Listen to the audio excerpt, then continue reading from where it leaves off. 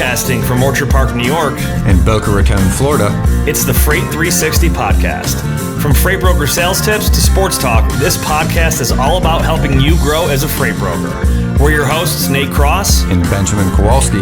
Let's talk freight. All right, welcome back for another awesome episode of the Freight 360 podcast. I say it every week, but we have an exciting one today with a guest. We're up to 187 episodes now. And if you're brand new here, you found us at a great time. We're going to be talking about lumber today. And if you've been with us for a while, we appreciate your continued listenership. If you're watching us on YouTube, make sure to subscribe and leave us a comment there and let us know what you think. Same thing with iTunes or wherever else you find your podcast. Subscribe, you get the download right away, and leave us a review. All right, so normally we start off by doing a little ad read for Blue Book, but we have a special guest, Trent from Lumber Blue Book, on with us today. Hey. Trent, welcome to the show, man. How are you? Wonderful. Thanks for having me. Appreciate it. Yeah. So real quick, before we get into the content discussion on lumber today, just real quick for the listeners out there that don't know who you are, tell us what your role is with Blue Book, maybe how long you've been there, and we'll go from there. Sure. I am the recently promoted lumber team manager, previously lumber team lead for Blue Book Services Lumber Division, Lumber Blue Book. This year will be 10 years of me being with the company, so it's pretty exciting kind of milestone for me. Nice. Well, awesome. We're going to pick your brain a lot today. So we'll get into some sports here before the main content. I'll pick up from where we left off last episode. So we were talking about it, and Trent, you weren't on with us, but we were talking about the Masters coming up. Yes. And John Rahm got the W. That he did.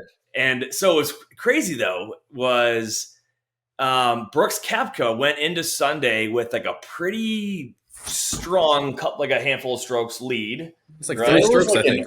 There was like a stat I think I saw that anybody that was in the third day of a tournament that was 12 under, I think like 6 out of 7 times has won that tournament or that major. He just played so bad. He played like, was he 5 over And you know what for I the love? day or 7 over for the day? It was just, he tanked. You know, my favorite part was, and again, this is from somebody that's not a huge Brooks, Koepka fan, was they kept playing the interview where they said, "Are you confident in tomorrow?" And he went, "How could you not be?" All day Sunday, they kept playing that quote, and I was like, it is what it is. I was just curious. I know you think he's got a punchable face. He pretty much does. He looks pretty douchey with dyed yellow hair in that full swing episode. But hey, he's got a beautiful house on the water in Jupiter that I don't. So I'll take a little, and I'll have some envy. He's a hell of a golfer. Yeah. He's done great in the majors. When he's on, he's on. I am surprised that he didn't win. Yeah. And I think other surprising news, I mean, Phil Mickelson came coming back. in with he was He ended up third oldest place, golfer, to score that low in a Masters ever. So I was kind of interested at the reception that Phil had. I didn't know like how the live people would be received, being there. I mean, that's what we were I'm talking definitely about pro all day. PGA, but I mean, when people were just going behind him the whole time. I mean, they really were cheering him on. So I didn't expect that to be. I think Phil's a beloved figure, in all of sports and definitely in golf. And I mean, even though, with the, I guess, trials and tribulations of live, he's still beloved by golfers everywhere. Agreed. Baseball. Well, I remember John Rahm. I just remember him when we were at Sawgrass one time. Like his temper was just unbelievable. Just getting mad, throwing drivers and stuff after hitting his tees. I thought it was kind of funny. I mean, I enjoyed it. I remember seeing him tee off. He got mad and just threw his driver like right in front of us. We're like, I can relate to that. Yep, that's pretty much me every time I go golf. I kind of fell in love with the guy though. Like he won, I think it was his first major on like the week after he became a father. It was like Father's Day. Was it last year or the year before? Do you remember that? Like I think it was the US Open was his first major that he won. And he had just became a father and like, the whole storyline. Cool. It was kind of endearing. It's like, I don't know. So again, I guess, I don't know. Side note, I can relate to the humanity. Anytime I can relate to it, I'm a fan. Yep, absolutely. So I'll shift to baseball here. So obviously we've talked about this on previous shows about the new rules, and I I'll be honest. Have you watched any baseball games yet at all or no? Haven't. I love it. I love how fast the game is now. Yeah, the everything else. Pitch clock, the limitations on picking off first base. It's just the games are being played in like 2.5 hours. It's just so much less downtime. I love it. I absolutely just a big fan of the new rules this year. Hope they stay around. So what about the Tampa Bay? I hear that they're undefeated still. That's what I've heard recently. Yeah, I mean they've got a pretty solid organization. As a Boston Red Sox fan, where they're struggling to get some W's up. Actually, the Steelers, I think, or not Steelers, the Pirates swept them like last week. But yeah, Tampa's good. There was because wasn't there a year where it was possible that city alone was going to win a Super Bowl, a World Series, and a Stanley Cup? But I think they only got 2 of the 3. Yeah, I think did the Rays lose? Is that what it was? But then Brady got a Super Bowl, and they got the Stanley Cup. The Lightning, the Lightning. I think is what it is. Yeah. It's so early though. Like whenever people talk baseball and where the season's at this early on, I'm always like, because I think the Red Sox went like 16 straight wins like a handful of years ago, and didn't win the World Series or whatever. But yeah, it's a long season in baseball. It is. Like hockey. Yes. Yep. Hockey's coming to an end. I actually watched the Sabres lose last night to officially end their playoff hopes and dreams. Penguins got beat, I think 5-1 this week. They got smoked. So gotcha. Oh, so I'm in. Obviously, if anyone's watching on YouTube, Ben and I are in the same location, and we usually are not. We're in Boca Raton today. I'm at Ben's place, and I grabbed lunch earlier today. Just happened to walk into the one and only like Bill's restaurant in Boca Raton, Florida. There's a Bill's Mafia like flag up on the wall and some other Bill's gear, and I'm wearing my Bill's hat. And I was like, I told the guy working there, I was like, I love the Bill stuff. He's like, yeah, you came to the right spot. He's like, my boss is a big Buffalo Bills fan. He moved down from there. He's like, I'm personally a Jets fan. He's like, I made a bet with my boss last year that the Jets would make the playoffs, and they didn't. So I had to get a tattoo of the Bills logo on my ass cheek. And I was like, are you serious? He's like, I'm serious. That was a terrible bet. That was a terrible bet. I would never have taken those terms. You got to tell me what the guy's name was and what he looks like, because the restaurant's like 2 blocks from my house, and I've never been there. Him and I were talking. I'm like I've got to go in and stop. He's a big Jack guy with a beard and like those gauged earrings or whatever. I can't imagine how many of those are there that work there, and I don't know. Smaller spot, but we got anything else on sports? That's about everything. All right, let's give a shout out to our friends at DAT, and then we're going to talk lumber. Tired of struggling to find accurate rates and the right carriers for your freight? With DAT1, you can access more than 500 million posted loads and trucks every year. That's 3 times more capacity than any other load board. Plus, their integrated freight management system makes it easy to cover loads 24/7. They have the most trusted network of carriers, brokers, and shippers in the industry. You'll get real-time rates on every lane, so you know exactly how much a shipment will cost before you commit to it. Plus, you get instant access to top bids from qualified carriers around the country. Check out the show notes for a free month of DAT1. Absolutely. All right, let's talk some lumber here. So, Trent, I'm gonna start this off with tell me about Lumber Blue Book, because I have heard of and used Produce Blue Book for close to like probably 7-8 years, and I did not know that there was a lumber side of the business until we got connected with you a month or 2 ago. So kind of give us the rundown. How long has it been around? What does it do? Yeah, so lumber side, we've been around for coming up on a decent period of time. We officially launched our product in 2009, and it came on the heels of one of the other main entities that was doing a similar concept what we do with the credit and kind of the sales prospecting side. They basically disappeared. They were known as the Red Book. They were also based out of the Chicagoland area. Long story short, everyone went home for that company one weekend. They came back on Monday and the office was cleared out, and they're like, oh no, that's not good. So the industry was like, we need to figure something out. So some trade associations reached out to us and were looking for someone to fill the hole.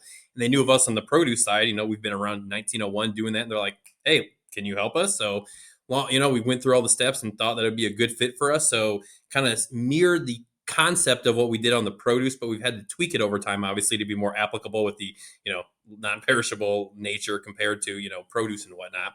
But so we started with kind of a more raw database, and then over the years have been kind of building it up with, going through the information, vetting it all, and then we were able to, launch it, like I said, in 2009.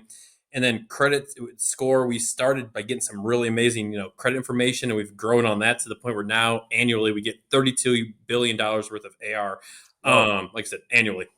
So it's been a really big increase. And I mean, we've really grown and added new features over time. And I think it's really exciting just because how our product works is very helpful regardless of the market conditions and really who's using it. And by that, I mean, if the market is tight and it's, kind of a rough season, then it's very important on the credit side because you want to make sure the people you're selling to are going to pay you, obviously.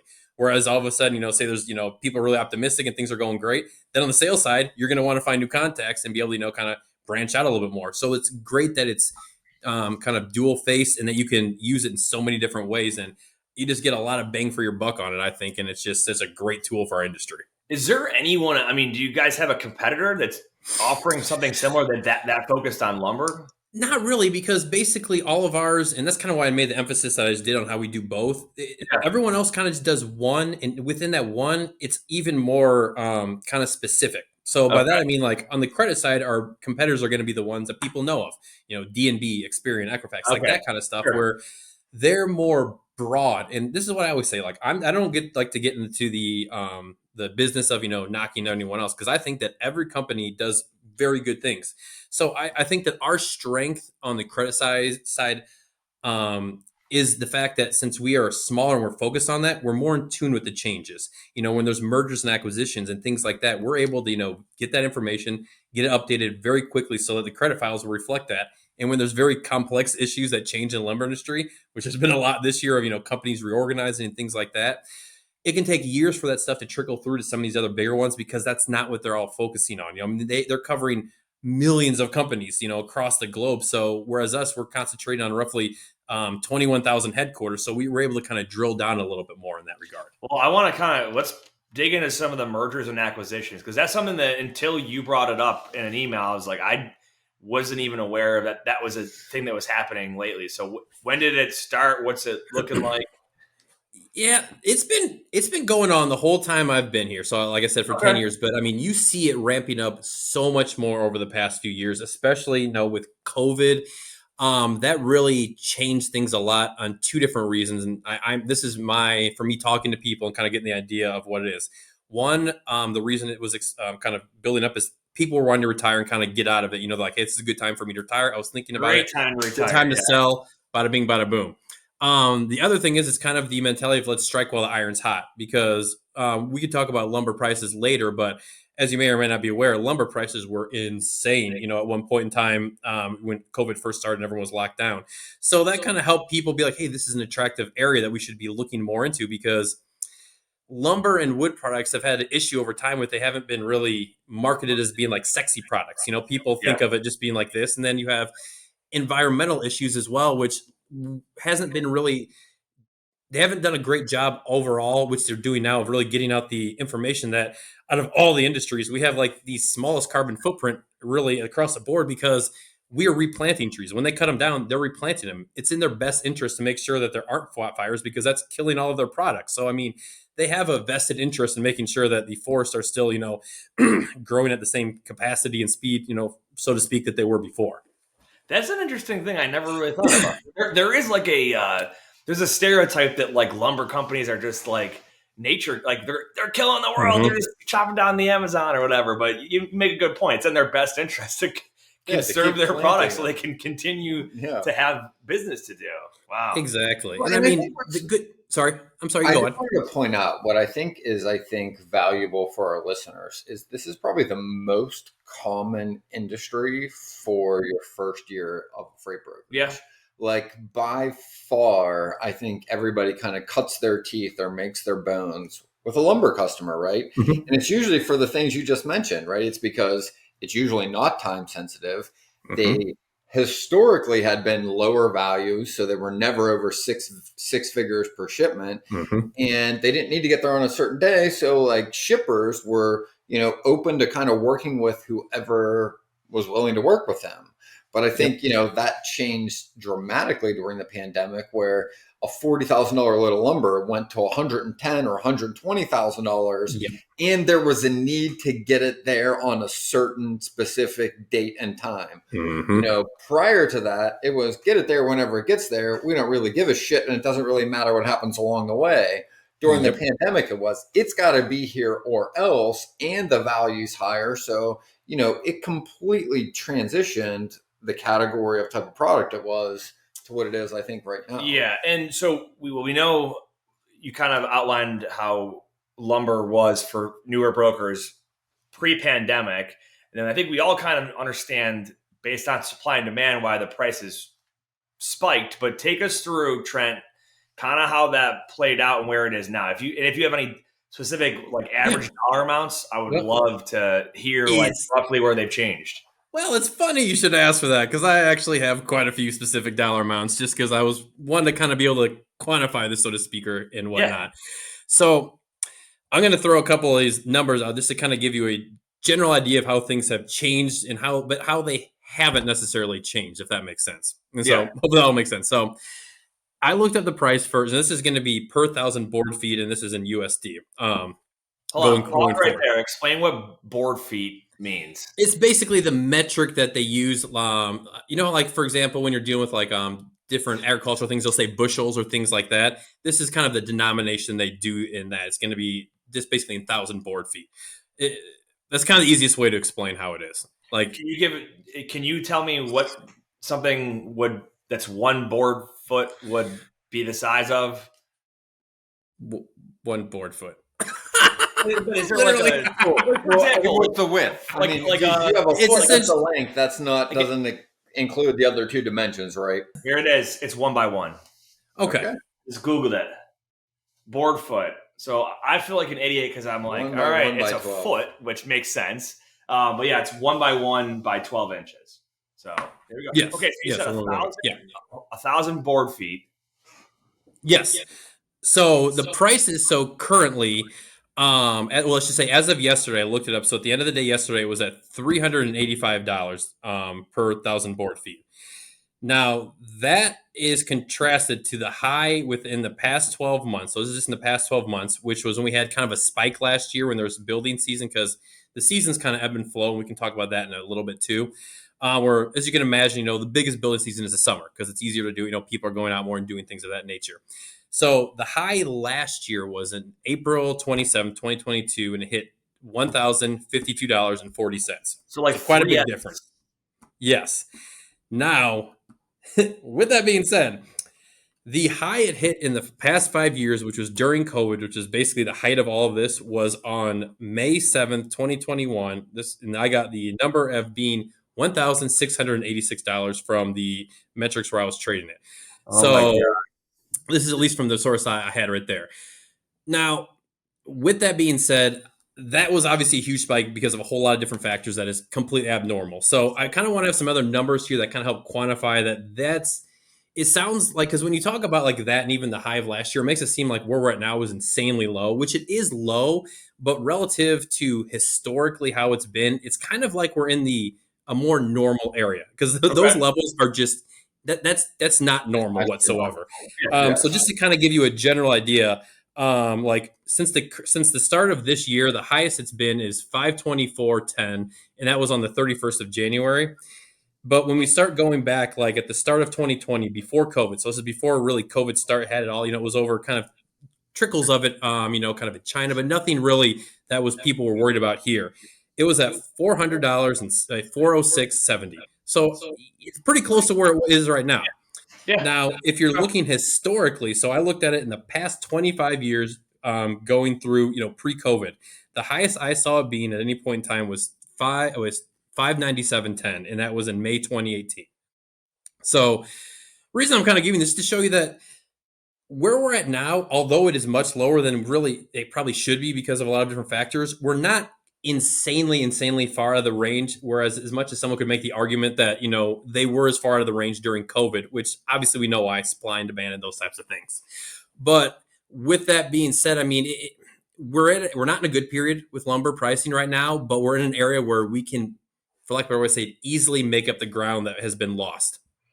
Yeah. So, and I want to add in here too, when you talk about those prices, and this is from us as freight brokers, our perspective, when lumber prices are high, the transportation cost is a very small part of their world. But when they come back down to a normal level, that's why a lot of lumber shippers tend to be price sensitive compared to other commodities. Because if your transportation cost becomes, you know, four times more of, or 4x the chunk of the total value of the transaction itself versus before, Yeah. it's a much different situation there. So just wanted to take a second to point that out. Well, absolutely. And a lot of times, I mean, I know with people that are, we deal with a lot of people try to sell low grade lumber as well to like pallet manufacturers as well. And when you're going to that, I mean, that's just like, for like better to say it, like the bottom of the barrel lumber. So the prices for that are just going to be dirt cheap as well. I think that's important. I mean, do you want to explain the different types of classes of lumber for everyone out there? The difference between green and finished, and kind of what the numbers and the values look like per Yeah, class? I'm not by any means an expert on this. So, I mean, I can give you more high level. I mean, traders are much more, better at explaining those. But I mean, the main ones, like kind of we look at, you're going to have the different grades based off of what their usages are or their end usage is going to be.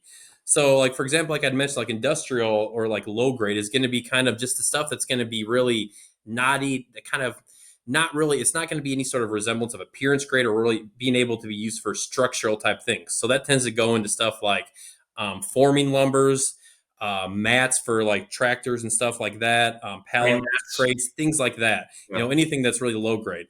And then you can get up to different grades of, kind of like, the higher stuff, or whether it be dimensional or studs, regardless of what sizing you're looking for.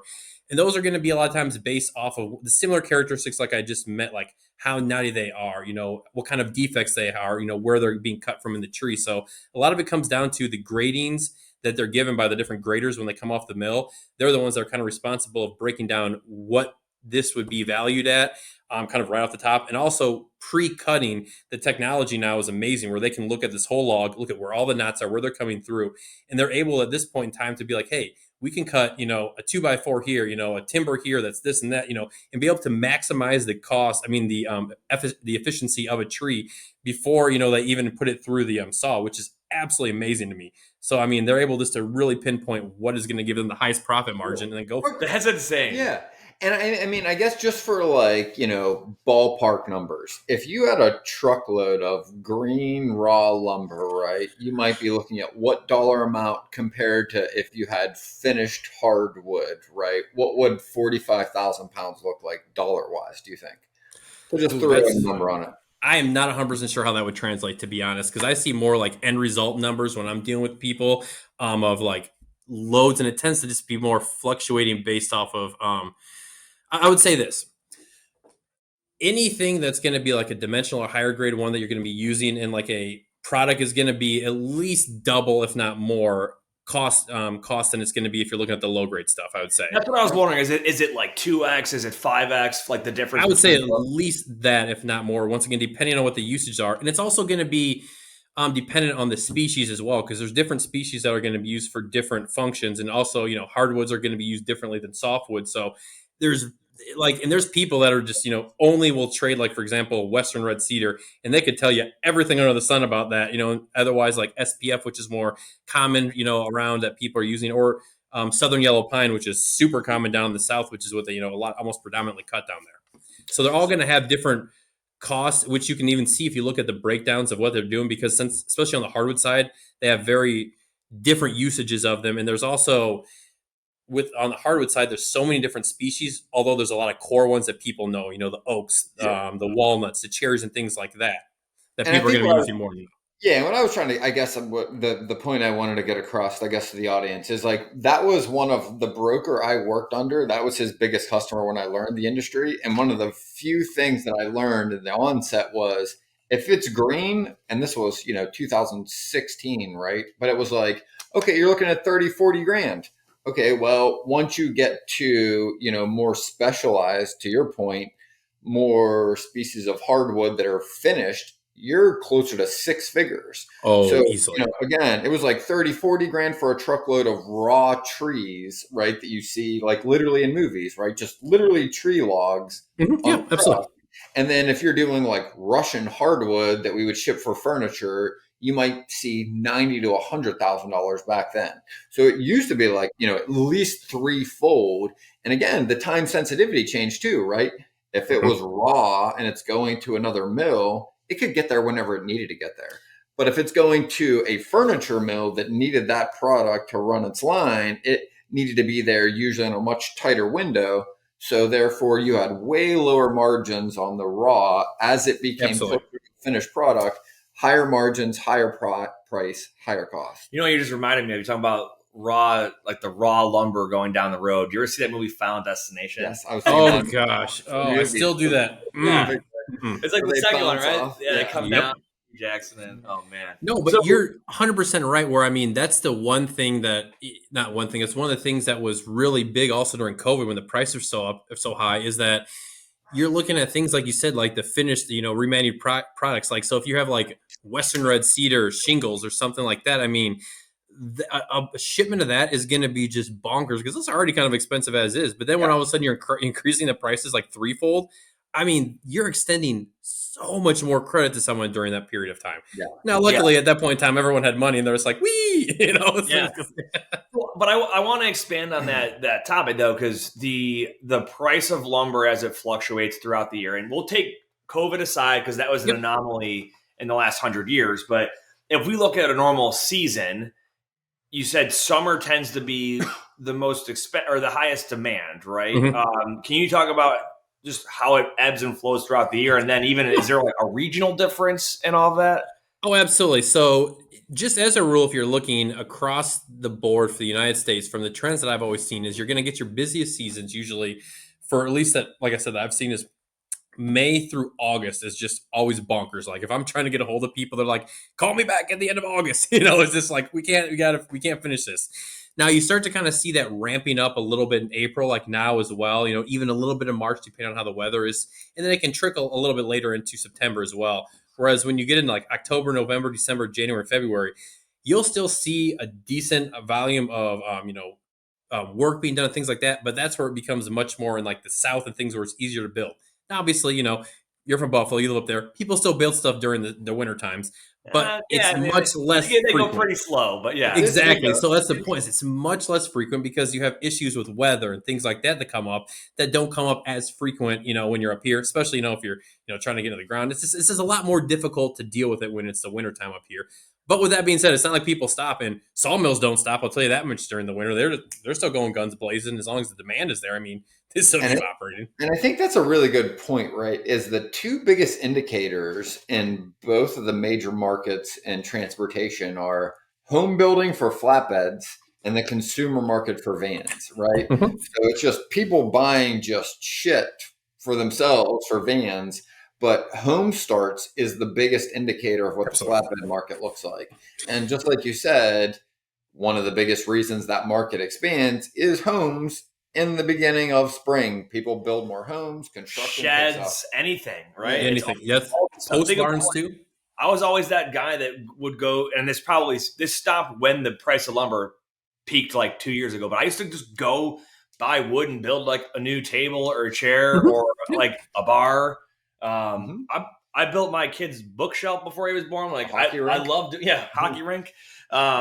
Boards, that was all wood, right? But like, so it's that stuff in addition to home building and in general construction. But I want to take what Trent said about the cost fluctuation throughout the year in a freight broker's perspective for prospecting. How does that translate over? Yeah, if there's higher demand and it's more expensive during the summertime. The higher the need, the more likely you are to be able to acquire a customer, right? Exactly. To be able to actually make a connection and have those phone calls. Yep. And then you can do a whole lot of good relationship building prospecting in their slower times because, like Trent said, you call during busy time and it's way more likely that they're busy and can't talk to you then than if you call them in January or something along those lines. So, Trent, tell us a little bit about how, your product helps facilitate that for freight brokers and trucking companies out there. What can they do and how does this help them get more of these relationships? Absolutely. One other point I just mentioned about we're just thinking about that pop in my head is also one negative we've had recently is kind of the interest rates and how that's been negatively affecting home starts. From what I've seen, at least, people are less. The home starts aren't as great, I think, as they would be if we had more accessible mortgage rates. Like once That's a that really comes good down, point. Yeah, you're there's going to two see building. factors. Home builders right now, their stocks are doing exceedingly well, like Lamar and J.R. Horton.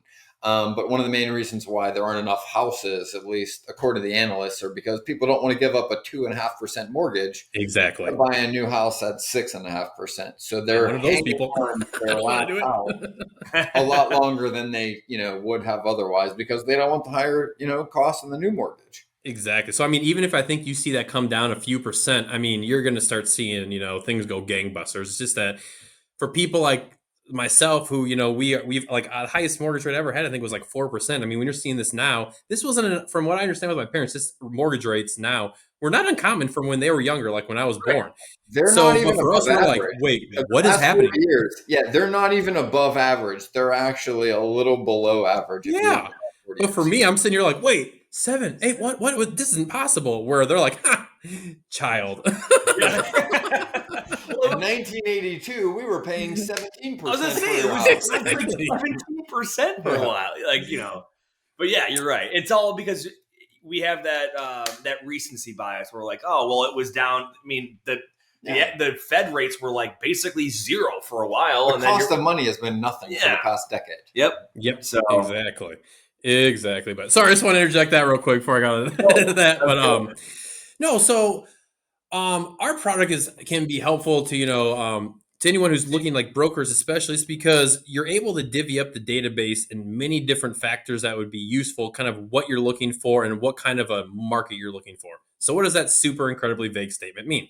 So I think I'd mentioned this before. We have like around 21,000 headquarters listed, and including branches about like 32,000 from mill down to retailer, and we include like everyone in between, manufacturers, wholesalers, and a couple supply service companies as well. And then we also do list transportation companies. So if there's ever any transportation companies that aren't currently listed, feel free to reach out to us, and I'd be more than happy to get you listed so our customer base can reach out to you as well.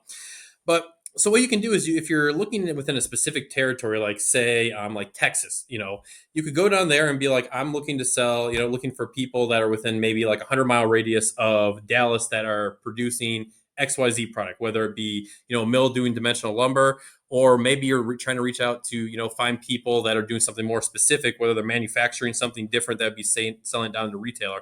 You can break down whatever you want by location, product. And then we also have species, which probably wouldn't be necessarily applicable if you're doing this, more so probably the product, classification, location. And then one other thing I touched upon before when it comes to the credit side is just making sure that, the companies you're working with are companies that are paying their vendors currently on time. So that, things are going to be on the up and up with you. So you maybe don't have to do a crazy in-depth credit dive on there. I mean, some other people, but it's at least good to know, like, hey, this person is being reported as being credit worthy. So if I want to work with them, I know that, and, I can kind of feel more confident about that. So let me ask you on the credit side, because when we talked produce in the past, we went through how Blue Book's credit rating is read off. And like some companies give you a number or they'll give you a letter or whatever. So just take us through for Blue Book. And I don't know if produce and lumber are scored, if their numbers and all that look different, but talk us through what that score looks like and what those digits reflect. Sure. So we have different scores. I mean, a couple similar, but also different. So the main credit scores on the lumber side that I like to focus on are going to be our credit worth estimates, Blue Book scores, and pay indicators. So a credit worth estimate is basically we're looking at a company's financials, and then they're going to, when they supply them to us, and we give them a credit worth estimate based off of kind of what we feel would be a safe amount that could be extended to them across the board that they'd be able to cover if really bad times happen. Our pay indicator is we're looking at the AR that's submitted to us by companies that are throughout the industry that are members and even non-members that are kind of trying to get rid of some of the bad characters, so to speak. Yeah. And we're looking at the pay and how it's happening right at this time. So, are they paying current right now? Are they past due? How far? 1 to 30, 30 to 60, 60 to 90.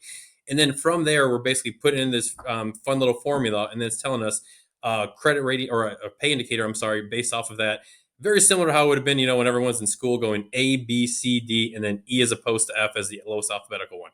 Random side note, realized when we started doing this that we don't have F, and I realized how confusing that must be to kids that they skip E when you're giving grades. That makes no logical sense. But that's neither here nor there. I guess I never thought about that. Yeah, I didn't either until this. I was like, that's bonkers. Really, it is. So Wow. the other score we have is the Blue Book score, and this is different from the pain indicators as this one's a predictive one. And they have a similar one over on the produce side. So this one's really cool because what it's doing is it's looking at all the historical data we have, and it's looking for large variances that have been happening. So imagine you have a company named Trent Johnson Lumber Company, and say this company's paying all the time current. Like they're never missing a beat because their owner is awesome and he's just great name, solid name. So all of a sudden he starts paying a little bit past due, getting in the 1 to 30. At that point in time, you might see their Blue Book score start to drop a little bit, but nothing major, because it's still okay, but it's reflecting that there's something negative happening. But if that company that's always paid current, that amount from the 1 to 30 goes to 30 to 60, what you're going to see is a really quick drop on their Blue Book score because that's something that's very uncharacteristic of them and how they've operated. And it's showing that something's kind of off for them, so to speak. Now, the reason this is important and it's different from a pain indicator, as the pain indicator is going to be a slower, more gradual downturn because it's looking in 30-day buckets. So it might take, like 3 months for it to go from an A to a B to a C. Where when this one, when it starts seeing those variations, it's going to reflect it really quickly. So you might see a company that was a 950 because the scale's 5 to 1,000 A, that they start doing the stuff I was speaking about and paying into 30 to 60. Then they would drop really quickly from, they still might have an A, but their Blue Book score all of a sudden goes down to an 800. And then it goes to a 30 to 60. Then they're all of a sudden in the 700s and they still have a pay indicator of B.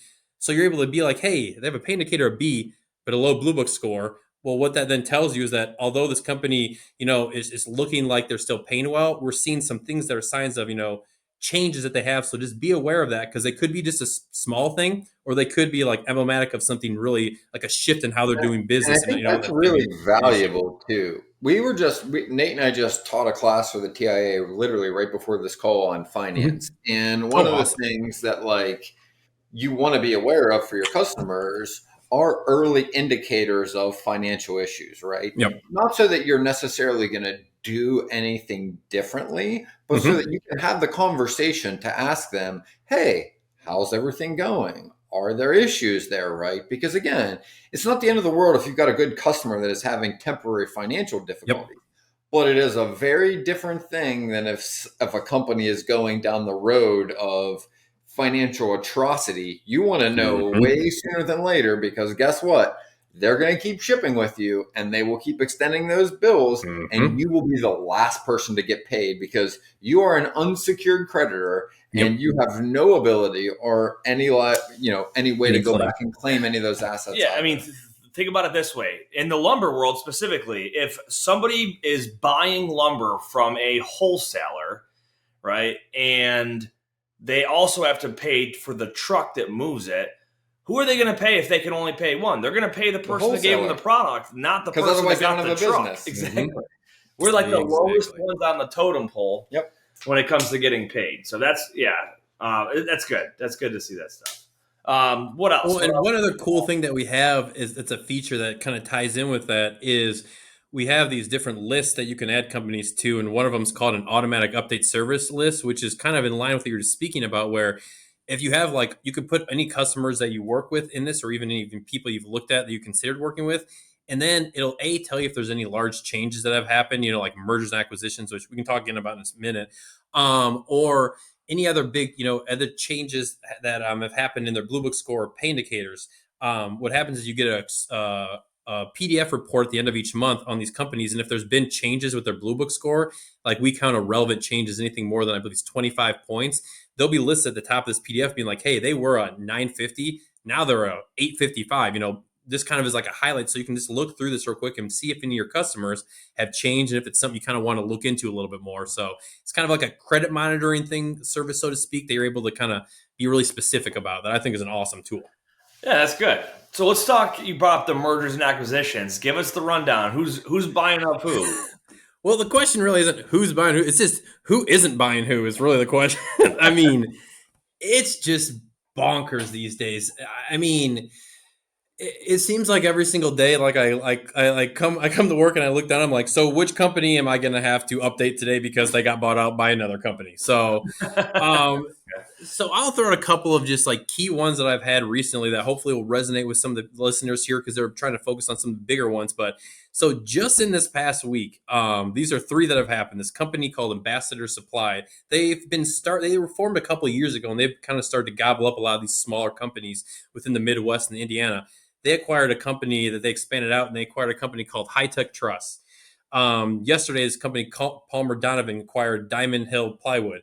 Then a large company that used to be public that's now private called Foundation Building Materials, that some of your listeners may be familiar with. They bought this other large company out of the New York area called Marjam Supply, which you may have even heard of as well because it's pretty big up there in the New York City area and the whole Northeast area up there as well.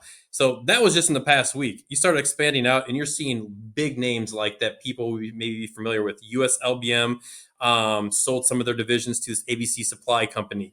EACMD acquired another yard. Beacon, who roofing company, roofing supply, who they now go by Beacon, acquired two other companies. GMS acquired two more companies. True Value acquired two companies. Everything I just listed has happened in the past 3 weeks. Now, if you expand out a little bit farther, then you get to huge ones like an H&I acquiring Kimball, which are two public companies. And then Hillenbrand, which is a public company, divested their Batesville division, which people may be familiar because they make a lot of caskets in the U.S. Like if you hear of like, a lot of these high price like funeral things, like Batesville makes almost all the caskets. And then the other big one that a lot of people know is Lowe's sold their whole Canadian division to this. It's an investment group up there. Their Canadian operations were this Rona. If people up in Canada that maybe work up there, they'd be familiar with that. And that happened early in the year. So, I mean, that's just a small amount of what's happened recently. That's huge too. And why that's relevant to anybody out there listening is because you could spend months, if not years, developing a relationship with a customer. And then, unbeknownst to sometimes even the person you're talking to at that company, they're like, oh shit, we just got bought out. Nobody told us. And you know what? The company that bought us has their own assets and has their own relationships, and they're rolling our transportation department up into theirs. Yep. So we will now be not using our relationships, i.e. you, and we're going to be using the ones that the company that bought us has. And all of a sudden, you spent years and, hundreds of hours to develop this and to work on these and to build carriers up. And all of a sudden they're like, sorry, we don't need you anymore. You could even have the flip side of that where you might have tried for the last 2 years to get in with a certain lumber shipper. Yep. And whoever the person in charge of transportation there, they just didn't like you for whatever reason. And guess what? They just lost their job, or they're going to leave because they don't like the new structure. And now you've got a chance to go back in there and build a new relationship. Yeah, and absolutely. Like I've worked next to people that were like, hey, my account was doing 20 truckloads a week. Now it's doing 70. Why? Because their customer bought someone else and they went, hey, our business just quadrupled because they want to use us for everything now. Yep. So it does happen on both sides of it. But I think it's worth pointing out that like it's the uncertainty of what's going to happen and how these things play out that it's important that you're always on top of these things and using resources like Produce Lumber, Produce Blue Book, and knowing what is happening ahead of the time. Lumber, exactly. Produce Blue Book. Did I hear that wrong? I thought you said he was close. Well, it's funny. I heard you say Chat GTP instead of Chat GPT twice. You called someone the wrong name twice. It's okay, buddy. Well, I'll tell you a funny story that happened at a trade show I was at in Indiana earlier this year, where the exactly kind of thing you mentioned happened. Where he told me that he is a company that's a member that he gets our newsletter that we send out every single day. I should say Monday through Friday.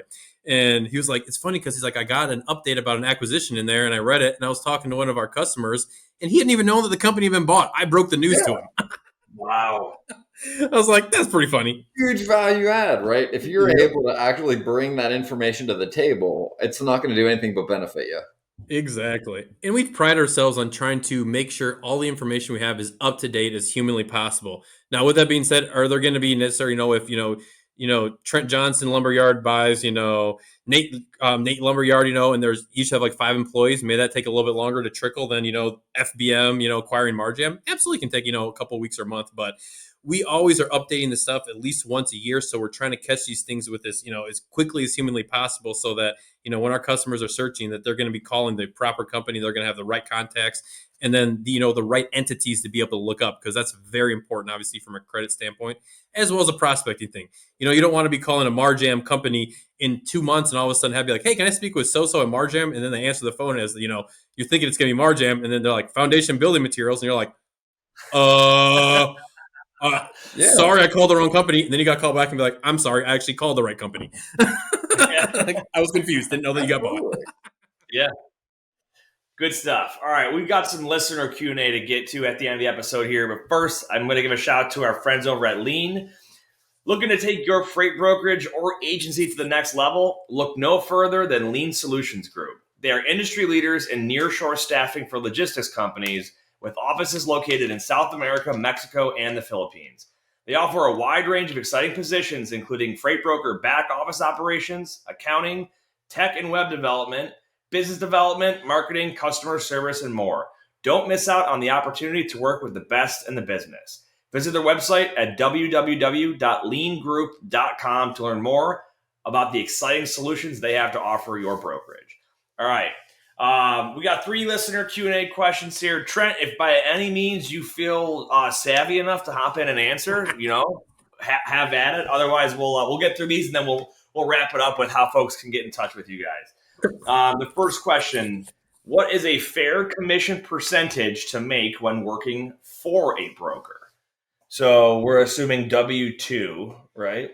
Well, that was going to be the first question when I was looking at it is there a comp? Meaning, like, if you have a guaranteed salary, then you're going to have a different commission percentage. So let's reach. I actually had this conversation yesterday with a guy that hires W-2. So the industry standard, if you're going to be a base salary with commission, what we've been seeing, and it hasn't really shifted that much in like the last 5 years, but these kids, if they're coming right out of college, first sales job, it's like $35,000 to $40,000 a year base salary, and then they've got a commission with maybe a draw on top of there where they can earn. They might be guaranteed an extra $1,000 a month until they hit a certain quota and they start making 15-20% commission on whatever profits they're producing. Yeah, I'd say like industry standard for W-2. Now I think it's come up a little bit. It's probably like the low 40s, and you're probably going to make anywhere from the high teens to the low 20s in commission percentage. Yeah, that's about what it is. Yep. Now, if you're going to go straight commission, I have seen, and this is as a W-2 employee, you're being provided a workspace, a computer, phone, all that stuff. I've seen people being offered 40%. I haven't seen much higher than that. Because once you get beyond that, you're kind of in the, hey, if we're gonna pay you that high of a commission, you're gonna have to be an agent, 1099. We're not giving you a workspace, any of that. And that's where you'll see 50, 60, 70% payouts. But again, you're an independent contractor, then not an employee. And I think the big variable there is what is the quality and scope of the training. Yep. The better the training is, the better the people you're surrounded by. Usually you're going to earn a little less because you're going to be able to climb that hill a little faster. And also, what does your job entail? Are you just a carrier rep booking trucks? Are you just an account rep? Are you just an account rep making sales calls? Or are you cradle to grave where you're making sales calls, getting customers, booking the trucks of lumber? And all the above. Yeah, like if you're just acquiring shippers and you aren't securing the relationships to actually execute what you did, completely different, right? Yep. Cradle to the grave means you got to find the customer and find the carrier and make sure that the carrier did the work for the customer, all of it, and make sure that they paid the bill. Yep. All of those things rolled up, you're getting closer to that 60, 70%. Yep. I think someone asked this question about a year and a half ago. There was a study done by FreightWaves, and the average W-2, I think their salary was around $40,000, and the average commission was like 18%, 18.2 was like across the board average. Yeah. Good question. The next one here. How does SDDC work for moving military freight? We'll give you a very, very high-level answer here. So if you don't know, SDDC is the Surface Deployment and Distribution Command. It's part of the U.S. Army. or I'm sorry, it's part of the Department of Defense. It's the entire U.S. military, and it's their division. So there's I'll give you my Army logistician knowledge here. There are 3 main commands that the military uses to transport goods. There's Air Mobility Command, which is the Air Force's strategic airlift where they move stuff on planes. There's Military Sea Lift Command, which is the boats that move, equipment and whatnot across the ocean. Then you have SDDC, which is everything on the ground. So let's say, for example, you've got an army or whatever unit that's deploying to the Middle East. They've got to get all their equipment from where they're located down to a training location where they're going to train. And then from there, they have to get it to a port where it's going to hop on a ship and it's going to be taken across the ocean to wherever they're going to, right? Mm-hmm. So SDDC has a lot of, as you can expect, truckloads that are involved, right? Flatbeds are going to be moving, different rolling stock equipment. You're going to have flatbeds also moving containerized boxes. We call them connexes, or it could be they call them quad cons, tri-cons, or your full 40-foot containers. So, but that all gets done, and it's tendered through SDDC to a series of approved transportation providers, whether they're freight brokers or motor carriers. So the way that it works is you have to get registered. My phone or my watch is yelling at me. We're good. You guys ever have that side note where your Apple Watch just decides to go on a tangent? Anyway, so you've got to become a registered transportation provider through SDDC. It involves having access to the right, was it U.S. Bank? Did you do anything military? I used to run the TQL account for the SDDC and the DLA. But I mean, you can literally Google the steps, and you can go to Syncada. I think they got bought by U.S. Bank or something. Either way, there's a proper bank you have to do for payments.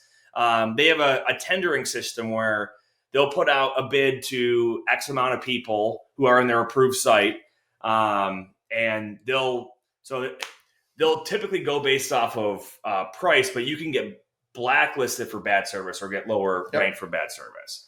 But I'll tell you a funny story that there's always been this expectation that, like, if you screw something up with the government, you're done forever, blah, blah, blah. Literally, we had, so in the Army National Guard, I work in the Directorate of Logistics for New York State. And in that division is our state transportation officer, which would be the equivalent of a installation transportation officer who does the tendering of the loads to brokers and carriers. And we had a bunch of equipment going to, I think it was down to Texas from New York, and driver rolls up and says, "Oh, there's going to be all these extra accessorial charges, for whatever it was."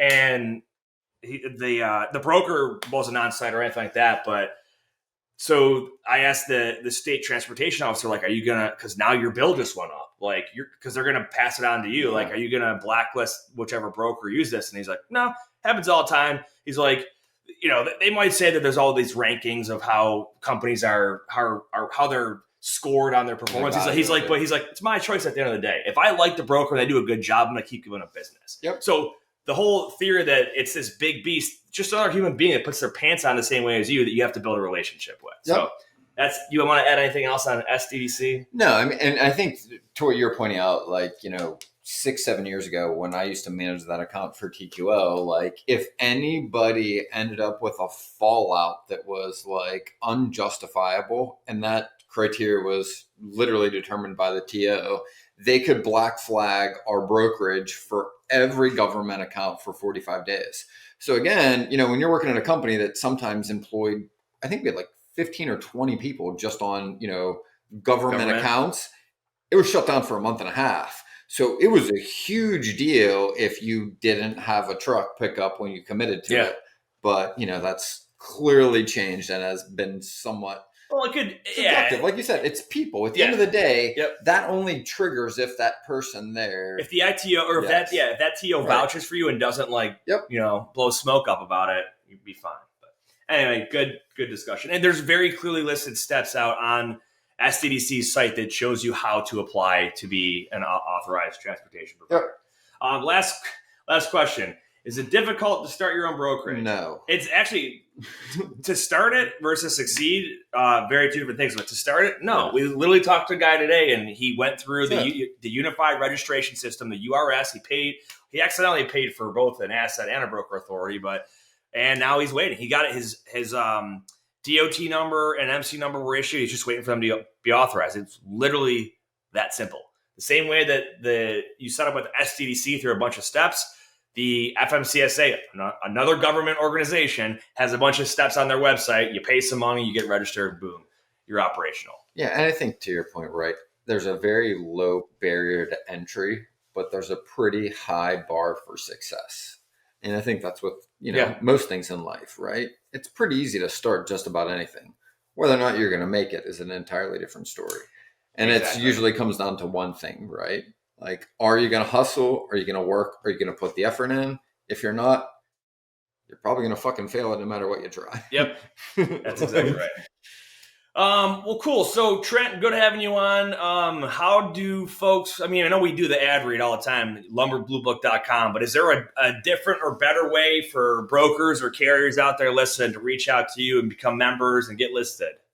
Yeah, they can email me or call me directly. That's probably the easiest way, to be honest. You can even include my direct phone if you want, send anywhere, but I can just tell it right now as well. It's 630. Yeah, read it out, and then we'll list it in the show notes too. All right, perfect. 630-344-0753. That's the easiest way. And then email T as in Trent Johnson, JOHNSON at bluebookservices.com. That's the easiest way. Worst case, you can go to the website, lumberbluebook.com, which I believe is already in the notes anyway. And then you can, kind of find your way around there to the contact page, worst case scenario. You will now be spammed by thousands of companies all over the world. That is fine. I love to talk, so feel free. If you're just bored, give me a call. No, I'm joking. Not if you're bored. Well, awesome having you on. Any final words or anything you want to say before we wrap it up here? No, just thank you very much for having me on. I really appreciate it. It was great talking. Hopefully, I gave a little bit more, information to your listeners, and they find it valuable. That's my goal. Help people out. Perfect. It was a pleasure. Whether you believe you can or believe you can't, you're right. And until next time, go Bill. That wraps up this episode of Freight 360.